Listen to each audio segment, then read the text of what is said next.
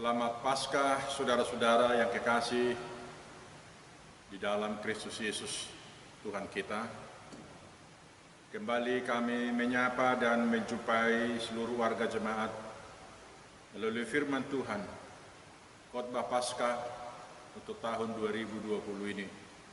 Kami percaya bahwa seluruh warga jemaat, mulai dari anak-anak, sekolah minggu, remaja, pemuda-pemudi, orang tua, selalu di dalam lindungan Tuhan Yesus Juru Selamat kita.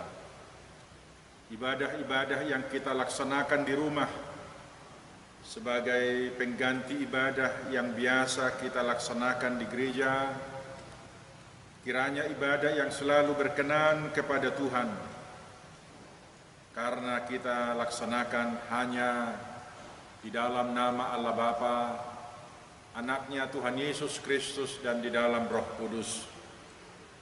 Doa dan harapan kami, semuanya sehat-sehat. Kita harus selalu sabar dan tabah. Tuhan Yesus memberikan umur yang panjang, rezeki untuk kebutuhan kehidupan kita sehari-hari. Marilah kita berdoa. Damai sejahtera yang dari Allah Bapa, yang melampaui segala akal dan pikiran, itulah kiranya yang mengawali hati dan pikiranmu di dalam kasih Yesus Kristus Tuhan kita. Amin. Nas khotbah pada hari Paskah ini adalah dari Matius 28 ayat 1 sampai dengan ayat yang ke-10. Demikianlah firman Tuhan, saya bacakan untuk kita semua. Kebangkitan Yesus. Setelah hari Sabat lewat, menjelang menyingsingnya fajar pada hari pertama minggu itu, pergilah Maria Magdalena dan Maria yang lain menengok kubur itu. Maka terjadilah gempa bumi yang hebat, sebab seorang malaikat Tuhan turun dari langit dan datang ke batu itu dan menggulingkannya, lalu duduk di atasnya. Wajahnya bagaikan kilat dan pakaiannya putih bagaikan salju. Dan penjaga-penjaga itu gentar ketakutan dan menjadi seperti orang-orang mati. Akan tetapi malaikat itu berkata kepada perempuan-perempuan itu, "Janganlah kamu takut, sebab aku tahu bahwa kamu mencari Yesus yang disalibkan itu. Ia tidak ada di sini, sebab ia telah bangkit, sama seperti yang telah dikatakannya. Mari lihatlah tempat ia berbaring. Dan segeralah pergi dan katakanlah kepada murid-muridnya bahwa ia telah bangkit dari antara orang mati. Ia mendahului kamu ke Galilea. Di sana kamu akan melihat dia. Sesungguhnya aku telah mengatakannya kepadamu." Mereka segera pergi dari kubur itu dengan takut dan dengan sukacita yang besar, dan berlari cepat-cepat untuk memberitahukannya kepada murid-murid Yesus. Tiba-tiba Yesus berjumpa dengan mereka dan berkata, "Salam bagimu." Mereka mendekatinya dan memeluk kakinya serta menyembahnya. Maka kata Yesus kepada mereka, "Jangan takut, pergi dan katakanlah kepada saudara-saudaraku supaya mereka pergi ke Galilea, dan di sanalah mereka akan melihat aku." Sampai di sana pembacaan firman Tuhan ini. Saudara-saudara yang kekasih dalam Kristus Yesus, tema dari Paskah kita tahun ini adalah kuasa kebangkitan Yesus. Perayaan Paskah memiliki arti yang amat penting dan istimewa Tanpa Paskah iman Kristen tidak memiliki arti apa-apa. Di dalam 1 Korintus 15 ayat 14 dikatakan, andai kata Kristus tidak dibangkitkan, maka sia-sialah pemberitaan kami dan sia-sialah kepercayaan kamu. Paskah merupakan pesta kegembiraan dan sukacita karena merayakan kemenangan Yesus, Tuhan penyelamat kita melawan kematian. Dan karena kebangkitan itu, kita juga disebutkan anak-anak Allah. Yohanes 1 ayat 12. Peringatan kebangkitan Yesus itu juga kemudian menjadi dasar dirayakan dalam acara perjamuan kudus dan dasar serta semangat kehidupan orang yang percaya. Paskah artinya melewati, menyeberangi. Pada saat kuasa maut melewati rumah orang Yahudi di Mesir, sehingga setiap anak sulung selamat karena perintah Allah mengoleskan darah anak domba di setiap pintu rumah orang Yahudi. Kemudian saudara-saudara, Paskah menjadi peringatan pembebasan bangsa Israel dari Mesir. Sedangkan dalam Perjanjian Baru, Paskah adalah peristiwa di mana Yesus bangkit dari antara orang mati. Secara historis, Paskah menjadi induk segala hari raya gereja, atau Paskah sebagai pesta dari segala pesta. Gereja mula-mula merayakannya setiap hari Minggu. Ibadah hari Minggu adalah perayaan ibadah Paskah. Dan setiap Sabtu malam bersekutu memecah-mecah roti. Kisah Rasul 20 ayat 7 sampai dengan ayat 12. Dan perkembangan selanjutnya ditetapkan Paskah tahunan yang dirayakan sebagai peringatan pembebasan umat Tuhan dari kuasa dosa melalui sengsara, mati, dan puncaknya adalah kebangkitan Yesus Kristus. Paskah yang dirayakan oleh umat Kristen setiap tahun bukanlah sebuah rutinitas semata. Bapak Gereja Agustinus mengatakan, perayaan ini setiap tahun datang lagi dan pada waktunya yang tetap. Bukannya agar kita belajar sesuatu yang belum kita ketahui, melainkan agar kita jangan sampai kehilangan apa yang sudah kita ketahui. Paskah bukan hanya memperingati satu peristiwa, tetapi mengalami satu kuasa, yaitu kuasa kemenangan. Paskah membawa kita untuk berorientasi, mengarahkan keutamaan Kristus, Kristus yang sudah bangkit. Saudara-saudara, dalam nats khotbah kita yang telah saya bacakan tadi, para perempuan yang datang keluar dan mereka menemui Yesus yang dikuburkan itu. Namanya adalah Maria Magdalena dan Maria yang lain. Mereka mengalami peristiwa, yaitu gempa bumi yang hebat. Setelah sampai di kubur, mereka bertemu dengan malaikat dan batu sudah digulingkan. Malaikat menjelaskan kubur itu telah kosong dan mengingatkan kepada perempuan-perempuan itu terhadap ucapan Yesus ketika ia masih ada bersama-sama dengan mereka. Malaikat mengatakan, "Jangan kamu takut, sebab ia telah bangkit sama seperti yang telah dia katakan.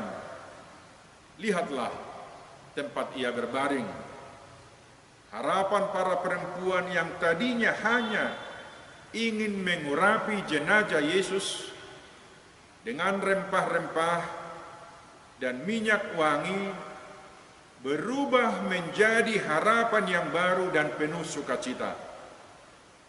Di depan kubur Yesus itulah harapan para perempuan berubah. Mereka segera pergi dari kubur dengan takut dan sukacita yang besar, dan mereka berlari cepat-cepat untuk memberitahukannya kepada murid-murid Yesus yang lainnya. Peristiwa besar lainnya yang dialami dua perempuan ini adalah Yesus datang menjumpai mereka dan berseru kepada mereka, "Salam bagimu." Saudara-saudara, ucapan ini adalah ucapan keselamatan yang memberi damai sejahtera dan sukacita.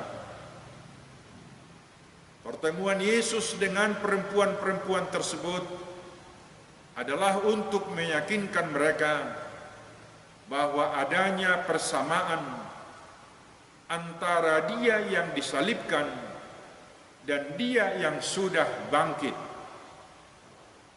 Sikap Yesus sewaktu bertemu dengan mereka sama seperti sebelumnya. Mereka memeluk kakinya dan menyembahnya sebagai bukti kehormatan dan sekaligus bisa merasakan bahwa Yesus yang bangkit bukan bentuk roh, namun Ia yang berbentuk tubuh juga. Sebagai saksi pertama yang dilihat kedua perempuan menjadi bukti konkret iman akan kebangkitan Yesus. Pesan malaikat amat jelas meminta kedua perempuan menceritakan segala sesuatu yang mereka lihat kepada murid yang lain. Tanpa keraguan mereka segera pergi dan melakukan perintah malaikat. Inti yang mereka peroleh ialah percaya, berbagi, bersukacita secara bersama. Kata yang dipakai oleh Yesus saat berjumpa dengan kedua perempuan tersebut adalah bersukacitalah. Artinya adalah orang yang telah berjumpa dengan Tuhan yang bangkit harus hidup selamanya dalam sukacita. Itulah kerajaan Allah yang sudah kita terima di dalam hidup kita. Bersukacita dalam segala hal yang kita alami di dalam hidup ini. Saudara-saudara, beberapa pemahaman yang telah digariskan melalui Paskah antara lain, pertama, orang Kristen beribadah pada hari Minggu adalah untuk merayakan Yesus yang bangkit, mengalahkan kematian. Kedua, setelah hari Paskah, yaitu hari di mana umat percaya merdeka dari perbudakan dosa, semuanya itu terjadi bukan karena inisiatif dari manusia, tetapi karena Tuhan yang mengasihi manusia berdosa ciptaannya. Yang ketiga, pusat ibadah umat percaya tidak lagi berpusat pada Sabat, sebagaimana kultus keyahudian, tetapi umat percaya merayakan imannya, yaitu pada hari Minggu. Keempat, berita Paskah adalah berita perdamaian antara Allah dan manusia. Karena itu manusia harus membangun perdamaian dengan sesamanya. Kelima, setelah Yesus mati di kayu salib, para murid-muridnya tercerai-berai dan masing-masing merasa ditinggalkan sendirian dan penuh rasa takut. Tetapi setelah Yesus bangkit dari kematian pada hari yang ketiga, Hal ini menjadi suatu titik balik bagi para murid-murid untuk kembali bersatu. Karena kuasa kebangkitan ini menjadi satu semangat sejati bagi kita yang mengalami pergumulan di dalam iman. Yang keenam, manusia jatuh oleh karena satu orang, yaitu Adam. Maka keselamatan datang oleh karena satu orang, yaitu Yesus Kristus. Saudara-saudara, sesungguhnya setelah kebangkitan Yesus Kristus, dunia ini sudah memiliki dan memasuki zaman baru, yaitu zaman keselamatan, zaman penuh sukacita, penuh pengharapan. Kita sedang menantikan kegenapan hidup selama-lamanya bersama Allah di sorga. Semuanya itu dapat terjadi karena Yesus yang menderita dan disalib. Dalam Filipi 2 ayat 8 sampai dengan 11 disaksikan, saudara-saudara, demikian bunyi firman Tuhan.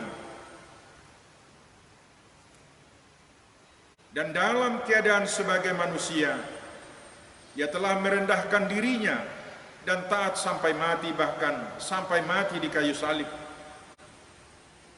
Itulah sebabnya Allah sangat meninggikan dia dan mengaruniakan kepadanya nama di atas segala nama, supaya dalam nama Yesus bertekuk lutut segala yang ada di langit dan yang ada di atas bumi dan yang ada di bawah bumi, dan segala lidah mengaku Yesus Kristus adalah Tuhan, bagi kemuliaan Allah Bapa. Karena itu saudara-saudara, status kita dijelaskan di dalam Filipi juga ayat 20 sampai dengan ayat 21, pasalnya yang ketiga. Karena kewarganegaraan kita adalah di dalam sorga, dan dari situ juga kita menantikan Tuhan Yesus Kristus sebagai juru selamat yang akan mengubah tubuh kita yang hina ini sehingga serupa dengan tubuhnya yang mulia menurut kuasanya yang sudah menaklukkan segala sesuatu kepada dirinya.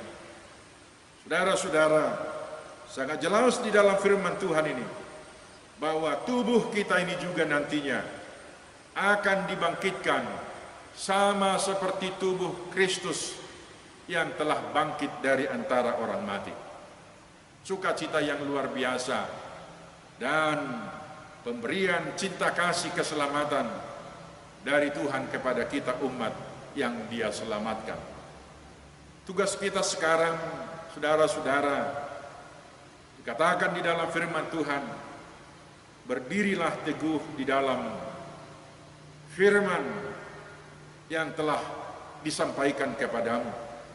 Ingatlah bahwa penderitaan sekarang ini tidak dapat dibandingkan dengan kemuliaan yang akan diterima oleh orang yang percaya. 1 Korintus 15 ayat 19 dikatakan, kitalah orang yang paling malang kalau hanya yang di dunia ini yang kita harapkan. Dunia ini dan segala kemegahannya akan berlalu, tetapi firman Tuhan dan orang yang percaya akan kekal sampai selama-lamanya. Kesaksian Paulus di dalam Filipi 1 ayat 22, setelah dia bertobat, menerima keselamatan yang dari Tuhan, dia berkomitmen, saudara-saudara, tetapi jika aku harus hidup di dunia ini, itu berarti bagiku bekerja memberi buah. Dan Yesus pernah berfirman, pohon dikenal dari buahnya.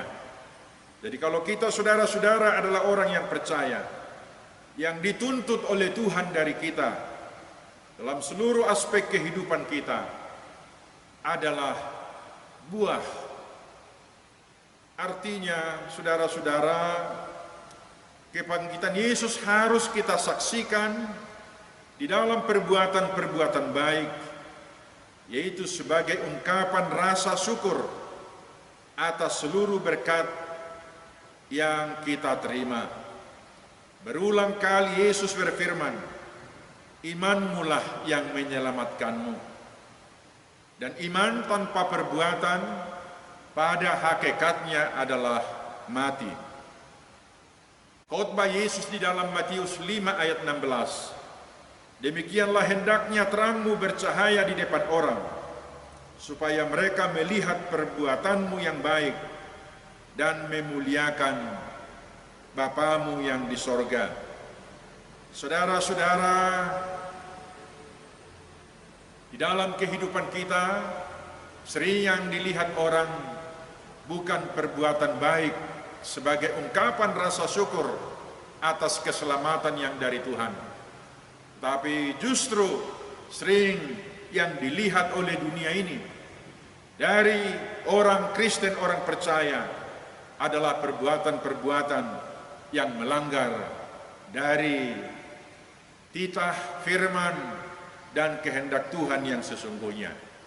Saudara-saudara, buah roh di dalam Galatia 5 ayat 22, salah satunya adalah kemurahan hati. Artinya suka membagi dari yang dimilikinya. Kasih itu murah hati.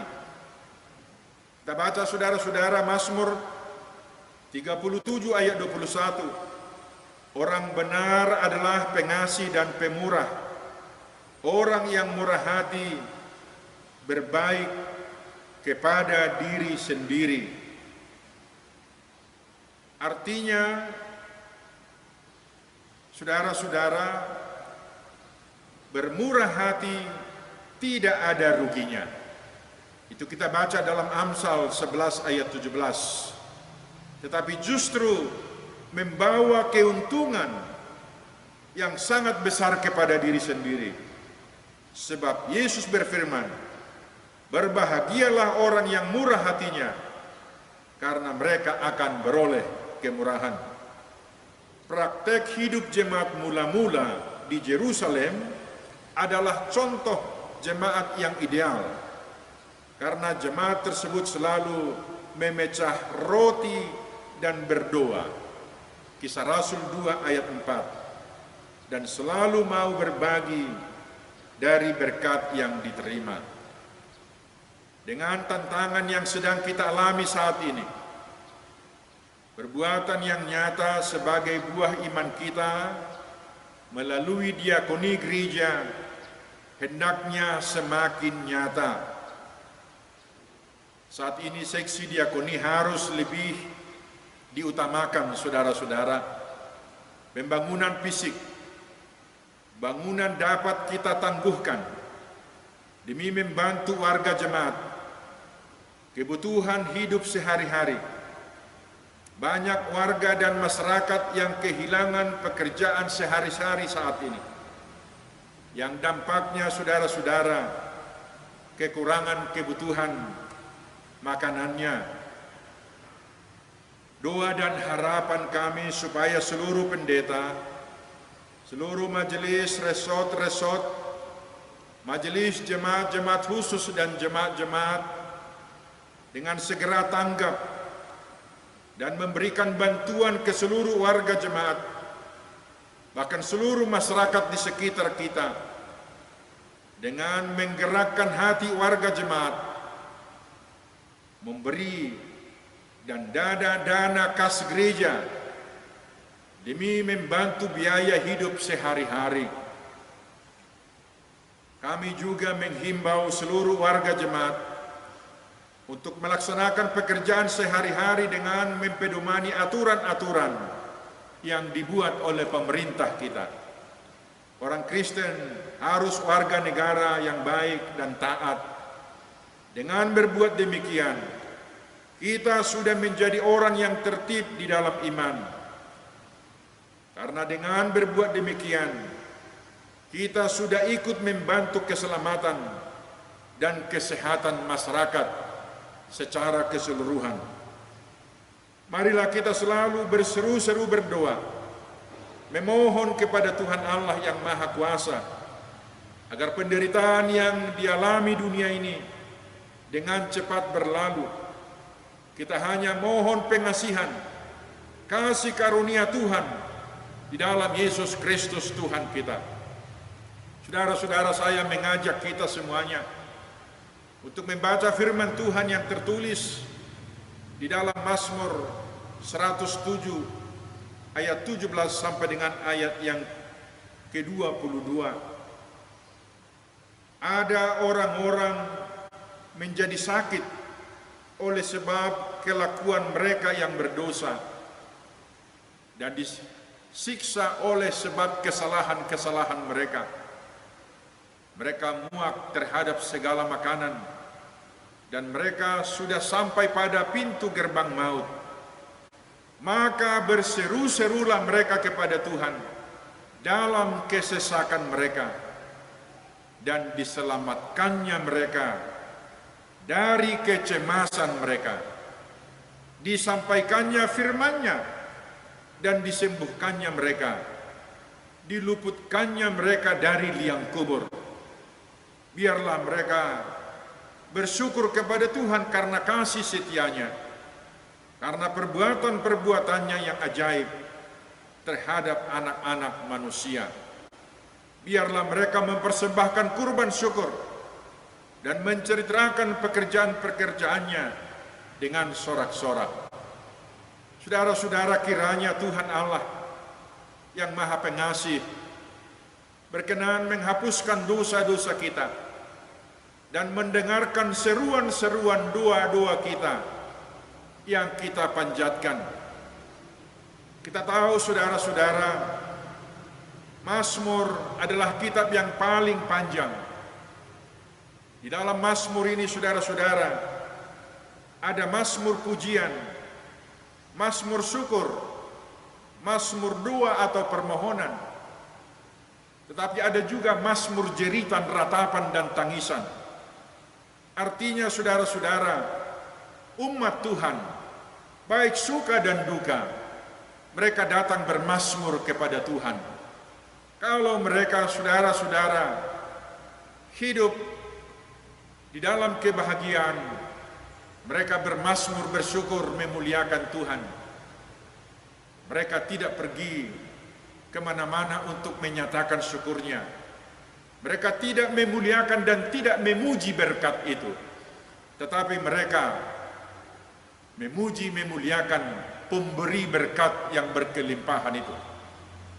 Dan pada saat bangsa itu mengalami penderitaan, mereka hanya datang bermazmur, menjerit, berdoa, meratap hanya kepada Allah pencipta langit, bumi, dan segala isinya. Saudara-saudara yang kekasih, di dalam perjalanan hidup kita saat ini adalah hal yang sangat mengejutkan dan mencemaskan.